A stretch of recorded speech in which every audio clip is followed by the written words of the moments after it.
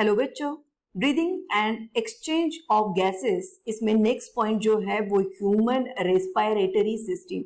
मतलब human respiratory system में कौन कौन से ऑर्गन्स इन्वॉल्व है ये हम यहाँ पे देखेंगे। सबसे फर्स्ट ऑर्गन जो है वो है एक्सटर्नल नेयर्स। एक्सटर्नल नेयर्स जिन्हें हम एक्सटर्नल नॉस्ट्रिल्स भी बोलेंगे। अब ये होते हैं इन पेयर्स और ये first part of our respiratory system. हमारे रेस्पिरेटरी सिस्टम का ये फर्स्ट पार्ट है, रेस्पिरेटरी सिस्टम। तो ये हमें याद रखना है। इसके बाद जब हम डिस्क्राइब करेंगे एक्सटर्नल लेयर्स या नॉस्ट्रिल्स को, तो ये होते हैं सिंपल होल्स ऑफ नोज और ये प्रेजेंट होंगे अबाउट लिप्स। तो लिप्स में भी हम क्या लिखेंगे? Upper lips. ये प्रेजेंट होंगे ऑन या अबाउ अपर लिप्स। और नेक्स्ट पार्ट ये ओपन कहां होंगे? नेक्स्ट पार्ट में। तो नेक्स्ट पार्ट है नेजल चेम्बर्स। Nasal chamber. और इस पे बेटा नीट के क्वेश्चंस बनेंगे। नेजल चेम्बर ये बहुत ही इंपॉर्टेंट होता है क्योंकि इनमें स्पेशलाइज्ड सेल्स प्रेजेंट होंगे। अब ये भी चेम्बर होते हैं 2 इन नंबर, लेकिन इनमें प्रेजेंट होता है रेस्पिरेटरी इपिथेलियम जो कि इंपॉर्टेंट है। और इसकी क्या खास बात है ये हम देखेंगे। रेस्पिरेटरी एपिथेलियम जो होगा सूडो स्ट्रैटिफाइड होगा। इसी के साथ सिलिएटेड। अब सिलिएटेड क्यों? क्योंकि यहां प्रेजेंट होंगे ब्रश बॉर्डर और ये इसकी खासियत है, ये इसे सिलिएटेड ब्रश बॉर्डर प्रोवाइड करेगा। इसी के साथ कॉलमनार। कॉलमनार क्यों? क्योंकि ये सिक्रेटरी है।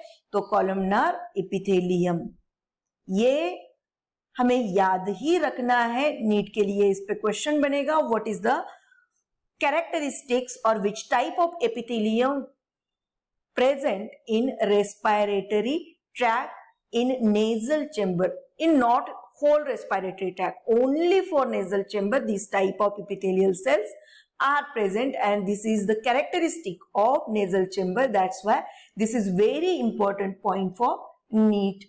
अब नेक्स्ट हम क्या लिखेंगे कि यहां सेंसरी न्यूरल एपिथेलियम भी प्रेजेंट होंगे। Sensory neural epithelium. अब सेंसरी क्यों?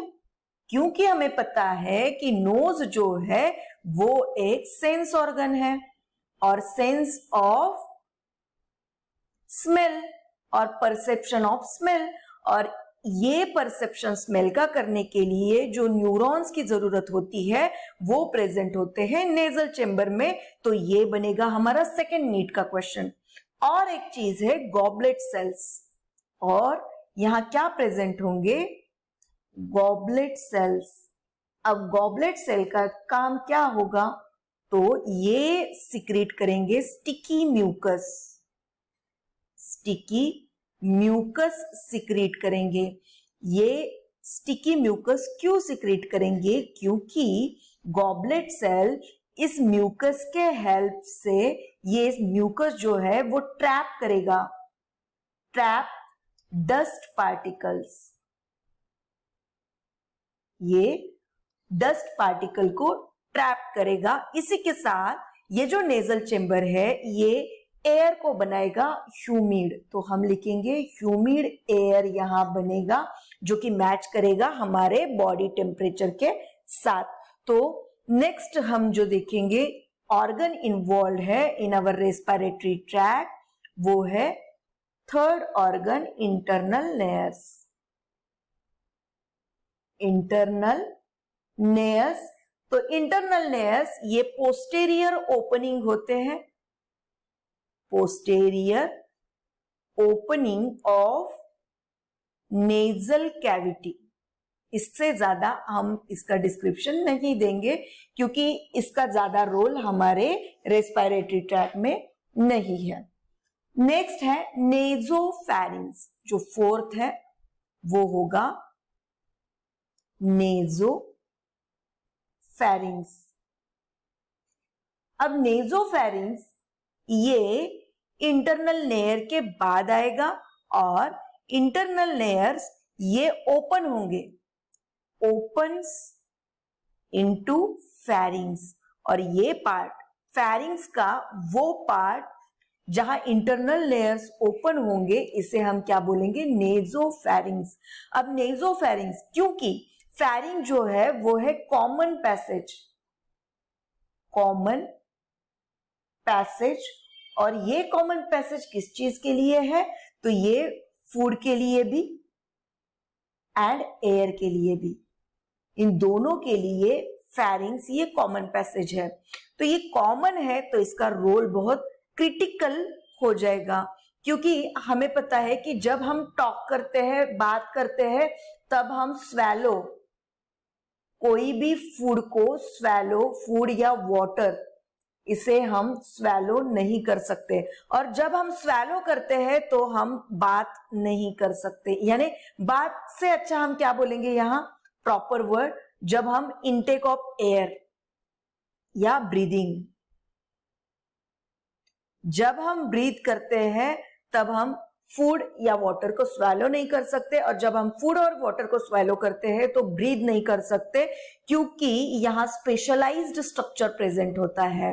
कौन सा, देखिए फैरिंग्स जो ओपन होगा इस तरह से, अगर हम देखते हैं ये नोज, इसके बाद ये माउथ, और ये हो जाएगा, देखिए ये माउथ और नोज का जो ये कॉमन ओपनिंग है ये हो जाएगा पीछे के साइड में फैरिंग्स, और जैसे ही ये नीचे जाएगा यहां दो ओपनिंग्स हैं, एक है पीछे के साइड में, ये है इसोफेगस,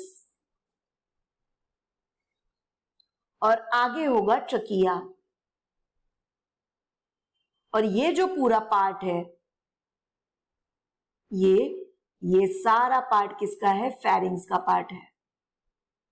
अब यहां दो ओपनिंग्स हैं, एक है इसोफेगस का ओपनिंग और एक है ट्रकिया। तो इसे थोड़ा बड़ा बनाते हैं, ये हो गया हमारा ट्रकिया और ये हो गया इसोफेगस का ओपनिंग।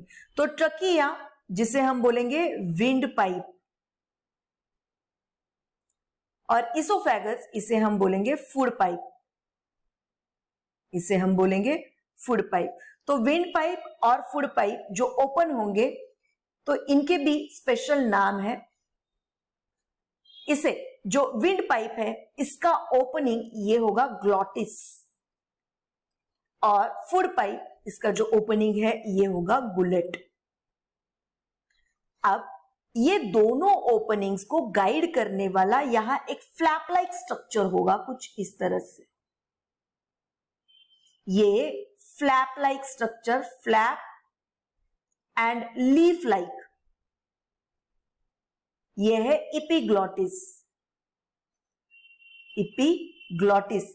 अब इसका रोल क्या है, जब ग्लॉटिस ओपन होता है यानी हम एयर का इंटेक करते हैं, ब्रीदिंग करते हैं, तब ये बंद हो जाएगा, गुलेट को बंद कर देगा, मतलब फूड का जो पाइप है वो बंद कर देगा, और जब हम फूड लेते हैं तब ये ग्लॉटिस को बंद कर देगा। तो इस तरह से ये जो गाइड करने वाला, ये हमारा नीट का नेक्स्ट क्वेश्चन बनता है, एपिग्लॉटिस का रोल क्या है। तो इसका रोल ये हो जाता है कि ये हमारे बॉडी के जो ओपनिंग्स है, यानी ये गुलेट एंड ग्लॉटिस, इनको गाइड करने का काम जो है वो करेगा एपिग्लॉटिस।